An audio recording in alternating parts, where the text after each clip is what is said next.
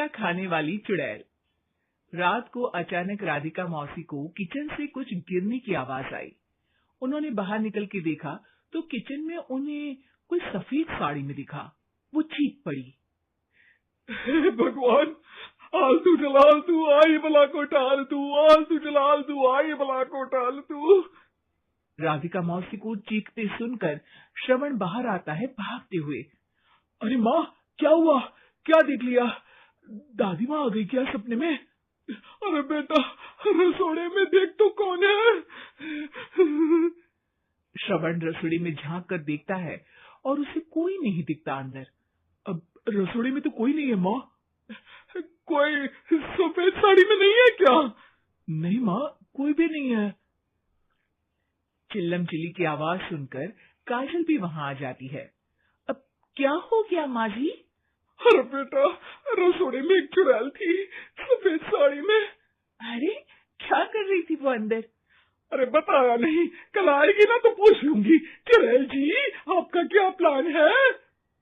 माँ जी, रात बहुत हो गई है, आपने कोई बुरा सपना देखा होगा, चलिए सो जाइए। राधिका मौसी सोने तो चली जाती है, पर उनको रात भर नींद ही नहीं आती।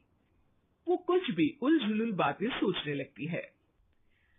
कहीं चुड़ैल की वजह से तो घर में टेंशन नहीं हो रहा, कहीं उसी की वजह से तो वो दादी नहीं बन पा रही।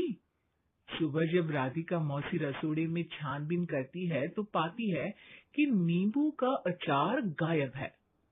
चुड़ैल नींबू का अचार ले गई? मुझे तो ठीक नहीं लग रहा कुछ। चुड़ैल को भी पता है कि जिंदगी का असली मजा तो खट्टे में ही है। राधिका मौसी झट से श्रवण को फोन कर देती है। बेटा, मुझे समस्या समझ में आ गई है, हमें एक तांत्रिक की जरूरत है। अरे क्या बोल रही हो माँ, तांत्रिक की क्या जरूरत है? आप पूजा पाठ तो कर ही रही हो ना। आलतू जलालतू मंत्र सारे फालतू जैसे कुछ मंत्र पढ़ो, चली जाएगी अपने आप चुड़ैल। अरे नहीं बेटा, कभी चुड़ैल को कम नहीं समझते। अरे तुझे पता भी नहीं चलेगा कि कभी वो छल करके काजल की जगह घर की बहू खुद बन जाएगी। क्या माँ, कुछ भी बोल रही हो? कहाँ काजल और कहाँ चुड़ैल? वैसे एक बात बताओ, काजल को अगर गाने के लिए बोल देना तो चुड़ैल काजल की आवाज सुनकर घर तो क्या, धरती लोग छोड़कर चली जाएगी।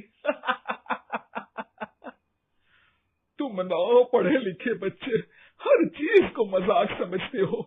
तुम रहने दो, मैं खुद ही तांत्रिक को बुला लेती हूँ।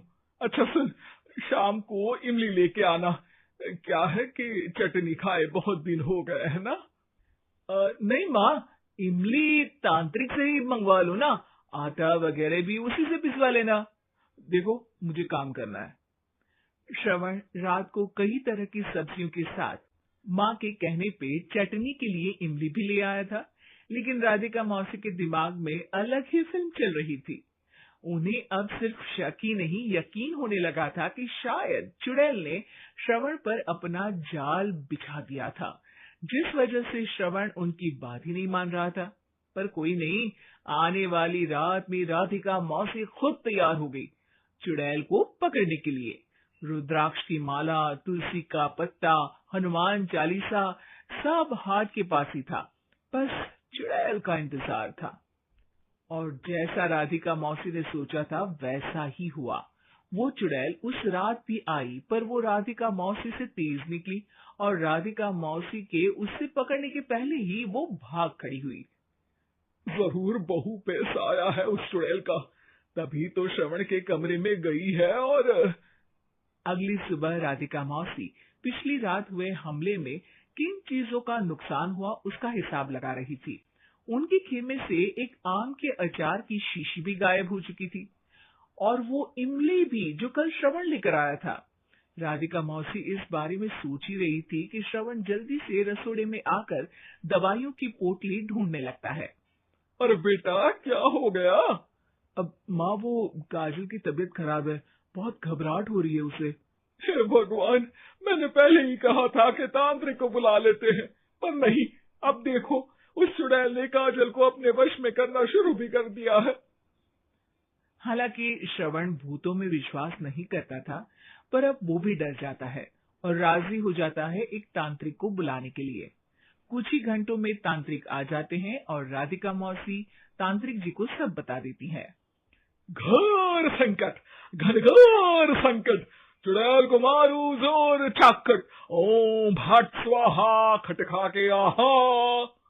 अरे ये क्या मंत्र है?